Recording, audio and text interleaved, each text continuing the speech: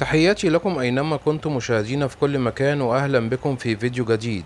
العراقية إلينا إنجل والسعودية باربي نجد، الفيلم الذي تم نشره عبر مواقع التواصل الاجتماعي دون مراعاة أي شيء أثار غضب مواقع التواصل الاجتماعي بعد انتشار مقطع الفيديو الغير أخلاقي عبر مواقع التواصل الاجتماعي دون مراعاة لأي شيء. فيلم باربي نجد مع إلينا إنجل المخصص للكبار، فمع الشهرة الواسعة التي حققتها إلينا إنجل العراقية، استطاعت باربي نجد السعودية الظهور بقوة أيضا من خلال عدة أفلام ومقاطع غير أخلاقية. لذلك فقد قررت كل من إلينا إنجل وباربي الظهور في فيلم واحد لتحفيز الجمهور. ونتيجة البحث الشديد عن أفلام إلينا وباربي خصصنا لكم هذا الفيديو. فيلم إلينا إنجل مع باربي نجد، وهو أحد الأفلام الجديدة التي أطلقتها إلينا مع باربي نجد السعودية المعروفة، حيث ظهرت إلينا في مقطع فيديو مع باربي كإعلان للفيديو الجديد الذي لاقى إعجاب جميع المتابعين، مع مطالبات بنشر رابط الفيلم الجديد المخصص للكبار فقط بين إلينا إنجل وباربي. ومن أبرز المعلومات عن فيلم إلينا إنجل وباربي نجد: اسم الفيلم إلينا إنجل مع باربي نجد. مدة الفيلم 3 دقائق، والتصنيف للكبار فقط. أما التقييم 5/5. أما الفئة العمرية موجب 18. أبطال الفيلم إلينا إنجل العراقية وباربي نجد السعودية.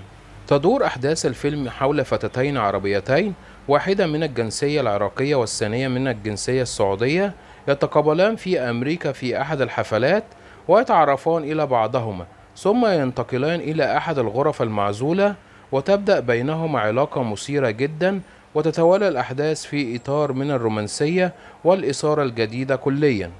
أما عن الأسئلة الرائجة عبر مواقع التواصل الاجتماعي عن من هي باربي نجد: باربي نجد هي عارضة أزياء سعودية ولدت في الرياض عام 1994، ودخلت في مجال صناعة الأفلام المخصصة للكبار بعد أن سافرت من السعودية إلى الولايات المتحدة الأمريكية، ودرست في أحد الجامعات هناك، ثم عملت مع شركات عرض الملابس الداخلية النسائية.